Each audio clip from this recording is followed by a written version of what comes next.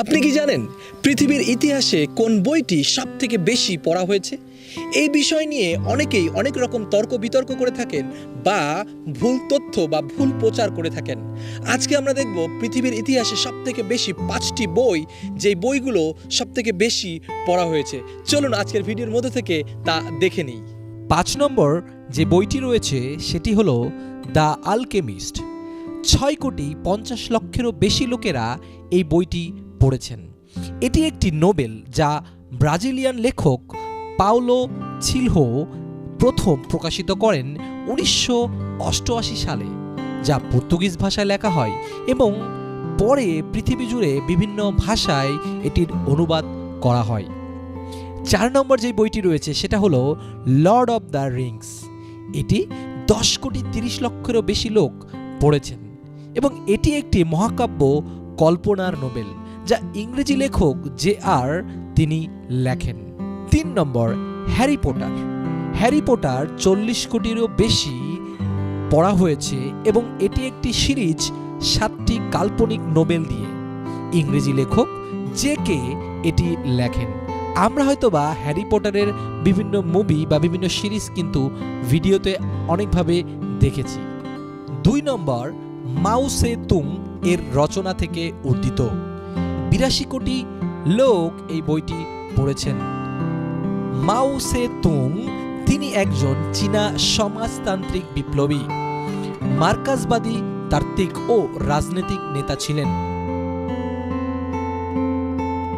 এবার নাম্বার 1 যে বইয়ের কথা আমরা বলতে চাই, যেই বই 390 কোটি বারেরও বেশি পড়া হয়েছে গুগলের তথ্য মতে, এবং যা কিনা আমরা যতগুলো 4টি বই দেখলাম সেগুলো সব মিলেও সেই সংখ্যায় পৌঁছাতে পারছে না। অর্থাৎ প্রচুর লোক, লক্ষ লক্ষে কোটি কোটি লোক যারা প্রতিনিয়ত সেই বই পড়ছে, এবং আপনারও সেই বইটি পড়া উচিত যদি আজকে আপনি সেই বই না পড়ে থাকেন।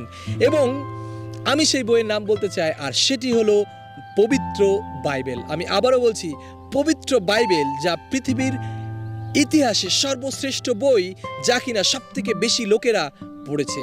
আপনাকে অনেকে অনেক রকম ভুল তথ্য দিতে পারে বা অনেকে অনেক রকম কথা বলে থাকে যে এই বই সেই বই সবথেকে বেশি পড়া হয়েছে, কিন্তু পবিত্র বাইবেল শুধুমাত্র এটি একটি বইয়ের মধ্যে সীমাবদ্ধ নয়, কিন্তু জীবন্ত বাক্য, যা কিনা পৃথিবীর ইতিহাসে সবথেকে বেশি পড়া হয়েছে। এবং এই বিষয়ে আমরা আরও তথ্য জানতে পাই।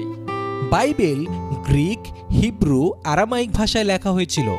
বাইবেল কিন্তু 2টি ভাগে বিভক্ত। প্রথমটি হচ্ছে পুরাতন নিয়ম আর দ্বিতীয়টি হচ্ছে নতুন নিয়ম। যীশুখ্রিস্টের জন্মের আগে যা কিছু ঘটেছিল সেটাকে বলা হয় পুরাতন নিয়ম, এবং তার জন্মের পরবর্তী যে ঘটনাগুলো রয়েছে সেটাকে বলা হয় নতুন নিয়ম। 40 জন মিলে 1600 বছর সময় ধরে বাইবেল লেখা হয়েছে।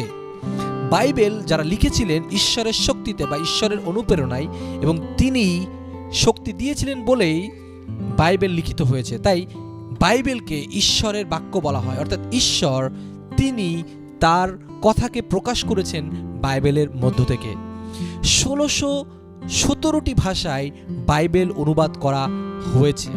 আপনি কি কখনো একটি পবিত্র বাইবেল পড়েছেন? যদি বাইবেল আপনি না পড়ে থাকেন তাহলে আমি অনুরোধ করব যে আপনাকে অবশ্যই পড়া উচিত।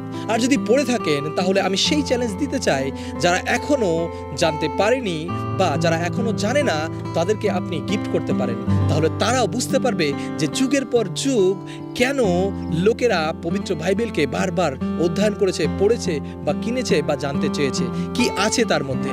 অবশ্যই আমরা যারা জানি, আমরা জানি সেই জীবন্ত বাক্যকে।